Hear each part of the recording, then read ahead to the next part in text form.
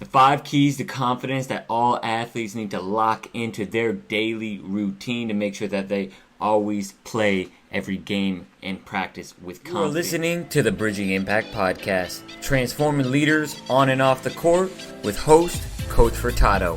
Without further ado, let's dive in. What's up, everyone? I am Coach Furtado. This is Coach's Corner on the Bridging Impact Podcast Network. And on Fridays, the Coach's Corner edition, I share the wisdom I am learning as a coach, as a podcaster, as a creator, as a business owner. And talking about confidence is incredibly important because when we talk about leadership and transforming athletes, whether you're an athlete or you're a coach, into leaders, we have to be able to lead ourselves first. And we can't lead ourselves without self-awareness. And with self-awareness comes confidence. Because if I don't know myself, then therefore I am not going to be confident in my abilities to make an impact. So diving right into that, right? When it comes to building confidence, you cannot build confidence without preparation. So the number one key to building confidence is preparation, in my opinion. And this is what is most sought after in the media, right? Everyone talks about, oh, you got to work so hard, which is incredibly true, right? But it's about what you work on. I'm not going to be, if I'm a basketball player, I'm not going to be a confident shooter if I'm always working on my finishing moves.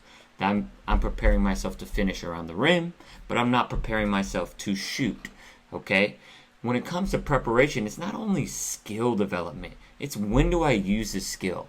Shot selection. So if I'm a basketball player and I'm shooting crazy shots, right? I've been working on my game, but I'm taking bad shots. Well, guess what? Coach isn't going to play you because you're not prepared. You don't understand what a good shot is. That is part of preparation. You have to know the game. What type of defense are they in?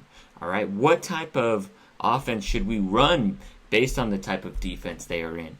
Are they pressing us? Are they giving us a lot of pressure? Or are they playing back? What is the way that you will react if they do this? So understanding the mental side of the game is so incredibly important. Going through before the game, what happens mentally if you miss, right? Are you going to just slump your shoulders and let that first miss of the game affect your whole routine or whole gameplay the rest of the time? Or are you going to have something where you see it, you see a mistake, and you see yourself responding? That is incredibly important to how you prepare for a game. It's not just about shooting around. It's about mentally preparing for the game. Tactically, right? Strategy-wise. Also mentally, how are you going to respond to mistakes? How are you going to bring energy and intensity and bring that flow state? All right. Number 2 is past performance. All right. So if you're watching this on YouTube, you're seeing that I'm kind of drawing a line up and down, right? And if you're just listening to this on the podcast, all right, oftentimes our play is going to go up and down, right? No one, except for maybe the elite top 1% of 1% of athletes, are always going to ball out. We're going to have games, whether you're playing baseball, you have games where you strike out 2 to 3 times. Or if you're in basketball, you're going to shoot and you're going to go 1 of 10 or 0 of 7 from deep or from, whatever it is. You're going to have bad games. And you're also going to have great games where you shoot 4 of 6 from 3, where you go 3 for 4 in baseball, where you score a goal in soccer, or whichever it is. You're going to have, your performance is going to go up and down.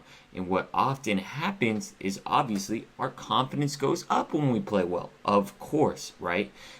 However, what is most important, and I want to share a story from David Nurse. He is an MBA mental skills trainer with Norm Powell. Norm Powell is actually one of the better scorers in this league. He has a really important role of coming off the bench, and he's a very underrated player. Well, Norm went through this cycle, these couple of weeks where he was really struggling. And what David Nurse had him do, Nurse had him take back into time. All right, he's like, close your eyes, Norm. He's like, imagine yourself, go back to high school, right? And I can't remember what the high school was, but just see yourself balling out, right? See it. And the important part of past performance is if you want to perform better, it's important to go back in your mind to see yourself making those plays. See yourself, right, hitting those shots, all right? And after Norm practiced that for a couple weeks, he noticed his confidence starting to rise. Even though he wasn't playing high school competition anymore, he was still playing NBA guys, but he remembered what it felt like, right? It's a feeling when you're in the flow zone and you're getting buckets, right?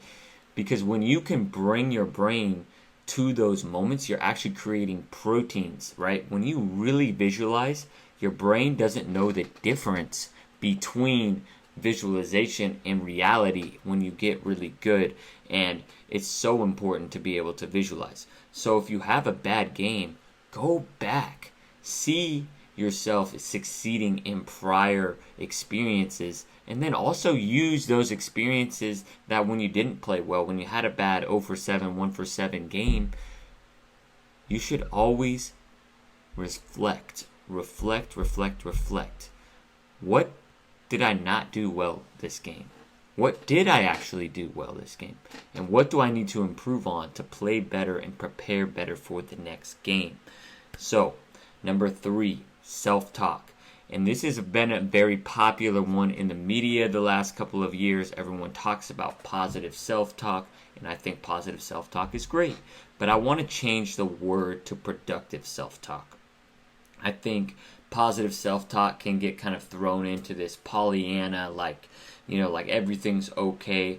I like to think about it as productive self-talk. All right, if I make a shot, right, I'm going to feel more confident, right? I'm going to probably shoot the next one. But what happens a lot of times is I shoot, I miss, and then, someone says, I'm going to probably miss the next one, right? Or they, have this subconscious thoughts where they don't believe they're going to make the next one. That is not a productive thought. If you think you are going to miss the next shot, or if you think you're going to turn the ball over or you're going to strike out, it's probably going to happen because you're creating proteins and firing brain signals, all right, that are saying, yes, that's going to happen, right? You're starting to associate with that. So when we have productive self-talk, right, after we miss, 2 clap, I got next, right?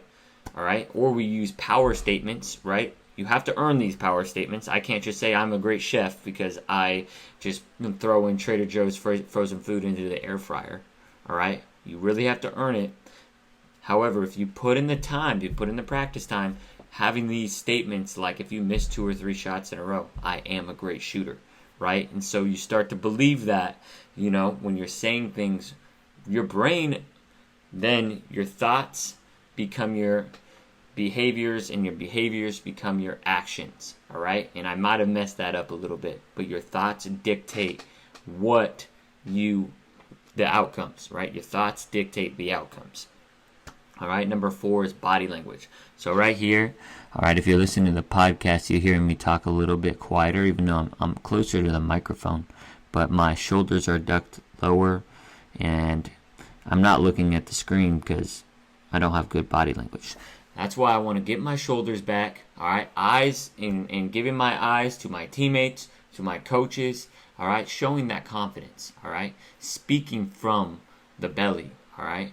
It's not about you when you're making a mistake, right?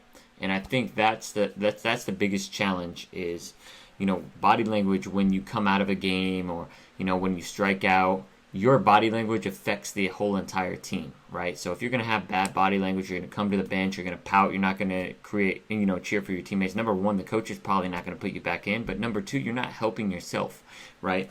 If you are, kind of portraying body language that shows confidence, and I encourage you to watch people on a screen, right? When they go to the free throw line, what do they look like? Do they look like they're going to knock that free throw down with confidence?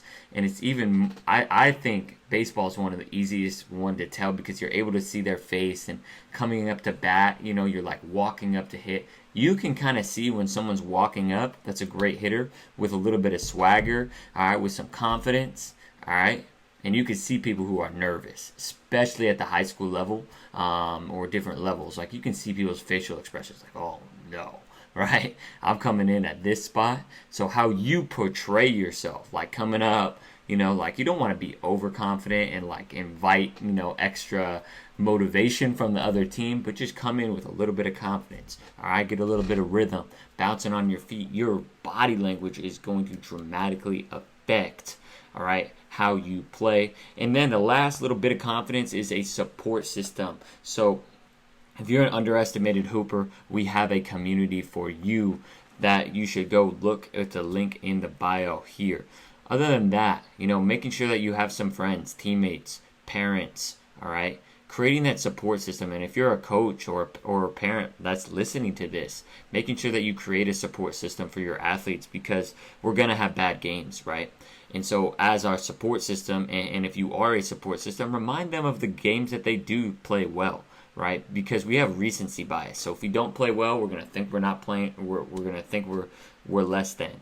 All right. If we play well, we're going to be up there. And then as a support system, it may be also important to remind them, right, of how they got there, the effort that they got there, right? And to keep playing with flow and just recognize that each game is a different game. So the support system is really important, and I just recommend that to the fullest ability. It takes a team to create one person's success, and I really do believe that. That's why you gotta subscribe to Coach's Corner, give us a follow. I got a great team of people who come on the podcast every Wednesday who are way smarter than me, drop so much good wisdom on how athletes can maximize their experience. I have strength and conditioning. We got leadership. We got skills development. It's one of the best podcasts I feel like out there for athletes to become leaders, and I believe leaders are what make an impact in the world later on in life. So thank you all for listening to this show. I hope you have a wonderful time. Share it with a friend if you got something out of it. Coach Furtado out.